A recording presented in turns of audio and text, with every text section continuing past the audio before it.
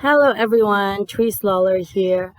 I decided to change this JanyaTidalite.wordpress.com blog into Japanese food blog and Costa Rican food and just anything really. I wanted to create you know, a place where I could basically continue somehow the Asian food thing that's on here. And the reason is because, I am a big fan of Filipino food. Last night, I stayed with my mom at a hotel and right outside of Red Bluff, and she brought barbecue pork. And I thought, hey, this reminds me of the barbecue pork at Jonya Tidalite. And it was one of my favorite foods ever at Jonya Tidalite.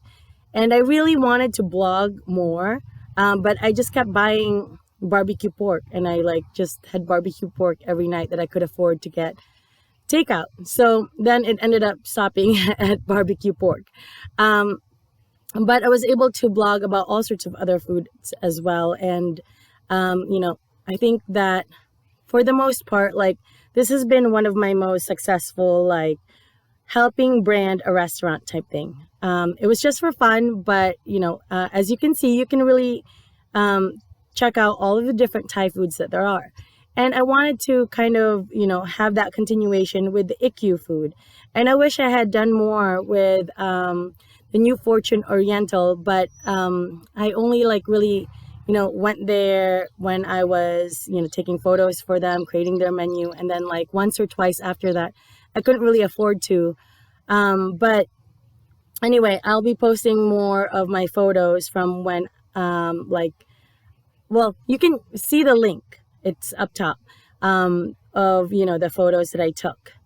But yeah, it was really fun to work at Jonya Tidalite. And I worked there from October of 2017 till July 5th, 2018, I think is the exact date. And then after that, I worked for Maplewood for I don't know, 3 weeks, 2 weeks, not even that much.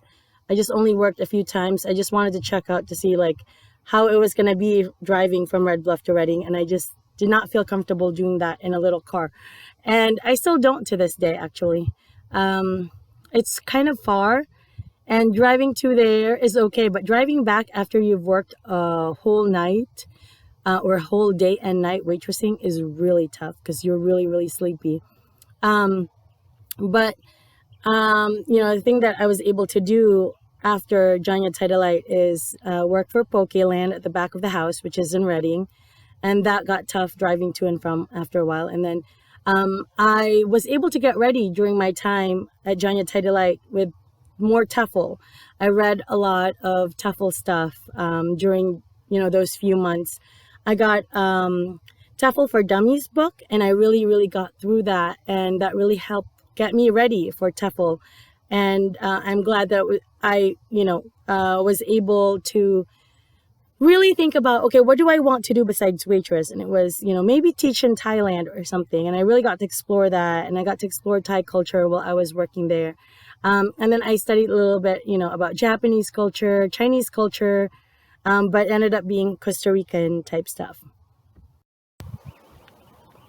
The other cool place you can teach at too is Vietnam. And I never really thought about teaching there just because I don't really go to Vietnamese restaurants. I didn't think about that. But I've had banh mi, I've had boba tea. I don't know if that's considered Vietnamese, but to me that's kind of Vietnamese. There is a Asian store in Reading. I don't know what it's called, but I got to have the Lao spicy sausage. And I think that's so cool. People got to live in, Laos and Thailand and be Hmong and get that kind of really, really hill tribe, Southeast Asia experience with, the food, the living out in the middle of nowhere, and having a really simple lifestyle. The reason is because when I grew up in the Philippines, from birth to 5, I lived out in the middle of nowhere in San Miguel, and it wasn't developed yet. So from birth to 5, I didn't have electricity or running water.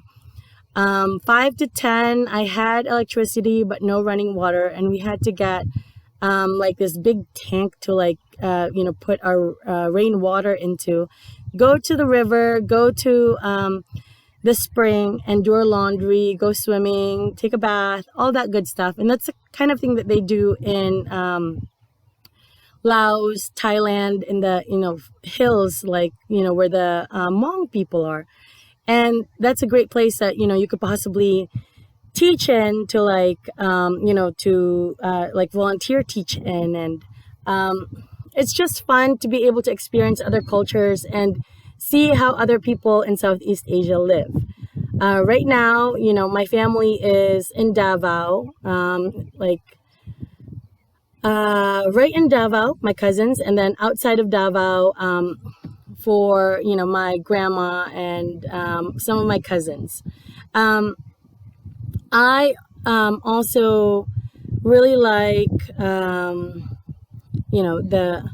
the foods that we cook in the Philippines, and I already have Guide to Asian, plus I do have some stuff on there about Halo Halo and stuff. So I have a Guide to Asian Plus site that I'll be linking to from here, I'm sure eventually. I have a Halo Halo post, so I really like Halo Halo. That's my favorite Filipino food. But I really wanted to expound more about my time at Plum House, because in Rochester, New York, they opened a Plum House in Eastview Mall, and then they closed it after a few years. But they had Plum Garden out in Pittsburgh Plaza that I ate at a few times. But they also had Plum House right in the city, on Monroe Ave. And that's where I really got to learn more about sushi and Japanese food. So I tried California Roll, from Wegmans, which is a grocery store. And I tried it, at Plum House, the one in the city. And I think maybe it was one of the first. No, it would be, just California Roll from Wegmans is I think where I first tried California Roll. I'm not sure, but that's the first sushi that you try, because it has the imitation crab, and then you have some cucumber